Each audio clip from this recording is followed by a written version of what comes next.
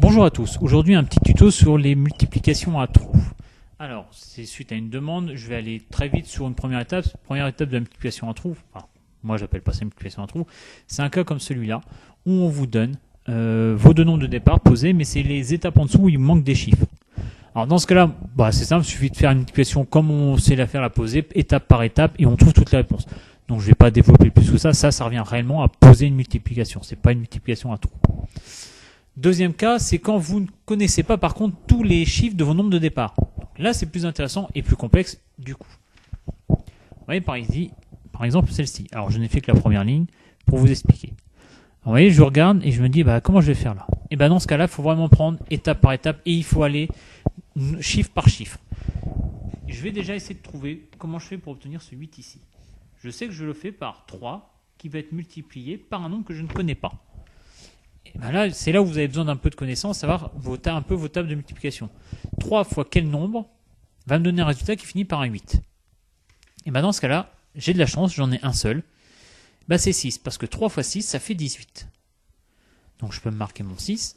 Hop. Ouais, 3 fois 6, 18, ok. Et ça me fait un de retenu. Deuxième étape, maintenant que j'ai fait les unités, je fais les dizaines. Et les dizaines, je vois qu'il me manque un chiffre, mais après que j'ai encore un nombre.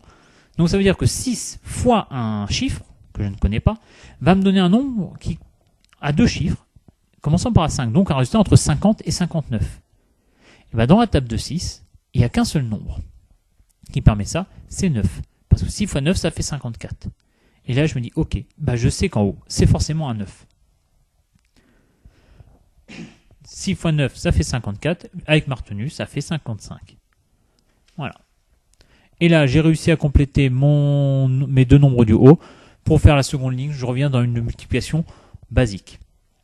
Alors ça, c'est un cas un peu plus complexe, mais encore assez simple, parce que pour les réponses, j'avais qu'une seule possibilité. Si jamais il y en a plusieurs, alors vous ne paniquez pas, il y a un indice qui va vous être donné quelque part, parce que vous n'êtes pas de 20, moi non plus, je ne pourrais pas le savoir sinon. Et c'est ce cas-ci, par exemple. Vous voyez, si je cherche à trouver le premier nombre, on me dit que 2 fois un nombre que je ne connais pas va me donner un résultat qui finit par 4. Ah, mais là, je suis embêté. Parce que 2 fois 2, ça fait 4. Mais 2 fois 7, ça fait 14. Et donc, ça se finit aussi par 4. Ah, mais alors, est-ce que c'est des 2 ou est-ce que c'est 7? Et pour ça, je regarde ce qui suit juste après. Et je vois que ensuite, j'ai deux autres chiffres et je vais avoir quelque chose qui commence par un 4. Après, je vais avoir un nombre qui se compose de deux chiffres commençant par 4. Donc, c'est-à-dire que mon second résultat va me donner un nombre compris entre 40 et 49. Et là, je me dis, attends, si je prends 2, imaginons que la réponse, c'est 2 était une réponse possible. 2 fois ensuite un autre nombre va me donner un résultat qui va être compris entre 40 et 44. C'est pas possible. Parce qu'au maximum, ça va être 2 fois 9, et 2 fois 9, ça fait 18. Donc, je suis sûr et certain que ma réponse en bas, ce n'est pas 2, mais que c'est un 7. 7 fois 2, 14, ça marche, pas de problème.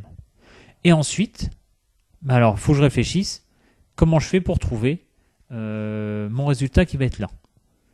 Parce que dans la table de 7, pareil, j'en ai deux qui me donneraient la réponse en prenant entre 40 et 49.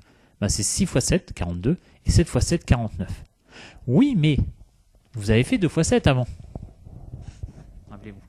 Donc vous avez une retenue. Je vais marquer ici, que je vais la symboliser par un petit 1. Donc vous avez 7 fois un nombre plus 1 donne un nombre entre 40 et 49. Ouais, sauf que 7 fois 7, ça fait 49. 49 plus 1, je suis à 50. Ah, mais ça peut pas être 7 alors. C'est forcément 6 en haut. 6 fois 7, 42, plus 1, 43. Hop, vous voyez?